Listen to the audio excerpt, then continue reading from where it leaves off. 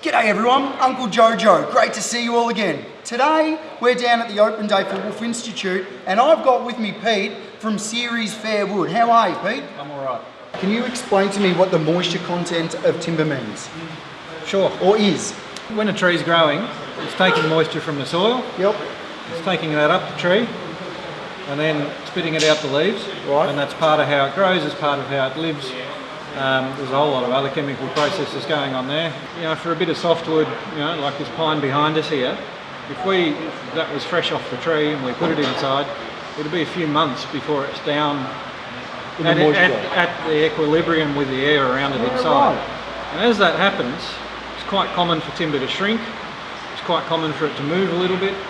Some timbers, like the dense eucalypts and so on, it's quite common for them to move quite a lot. Right. Shrink quite a lot. You know, 12% is not unheard of. Yep. So if you think you've got something 100 mil wide, you know, it's green, and then you're taking it down to, you know, dry in equilibrium with inside, 12% is over 10 mil coming off the width of that timber. Wow. So 10 mil, if anybody's asking, that's your 10 mil. So if you're putting your boards into place and they're wet, and then all of a sudden they actually season in place, then you're going to be using 10 mil off every board. Yep, and it's a big problem if people don't understand that. Yeah. And they're using it green, particularly the wrong species green. There are some that you can use green. Right. Got one sitting here that shrinks very little, which is really convenient. Yeah, right. Yep. But you do need to think about this. It's a part of what we do. Right. Is jam the pins of this meter into timber and try and work out where we're sitting. So certainly if we're taking green timber from salvage millers and so on, yep, I need to know that it's dry before I can sell it, particularly for furniture. If I turn around and sell something that's 20% moisture to a furniture maker, they're not going to be really very happy with me. Right, okay. So this is a moisture meter? Yeah. Okay. Is that the name of it? Yes. Okay. Yeah. It's all right, that was a good guess. And so it's got a digital reading on how much moisture is in the timber. So each species is a little bit different. I set what species that it's reading on the meter. Yep. Shove the pins in the side of the timber. Yep.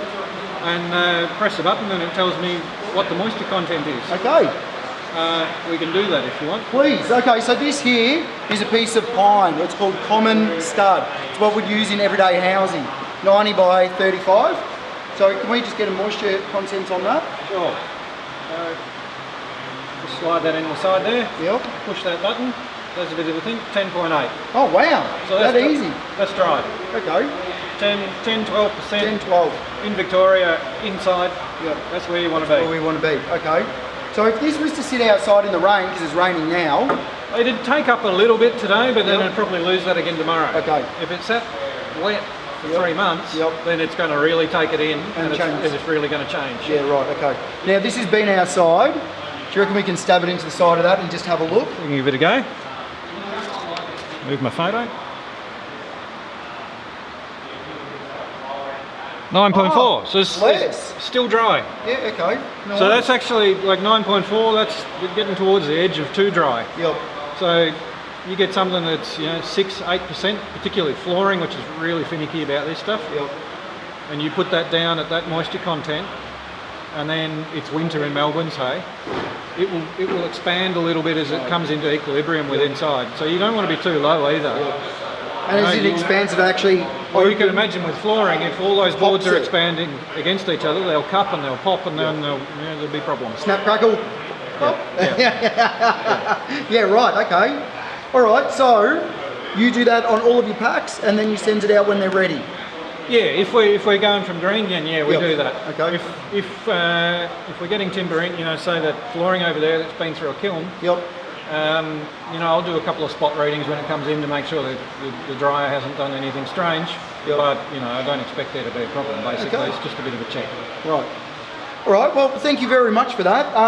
Anybody out there that wants to know about their timbers, the moisture contents of their timbers and things like that, can you buy that off the block?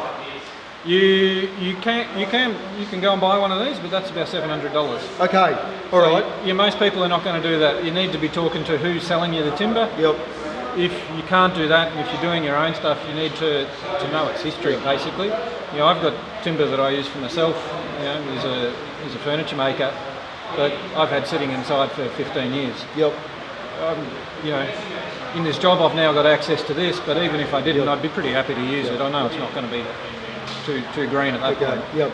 So if you're looking at timber and you're looking at reclaiming timber, maybe you live on a farm or you want to sell some timber, etc., you want to dice it up, talk to Pete. Or if you've already got timber that's been sitting there and you want to know where it's at, talk to Pete. He can come down with his moisture meter, read it for you and tell where it's at and where you can use it. Okay, everyone? Thanks for watching, and say thanks to Pete. Cheers. Thanks, buddy. No worries.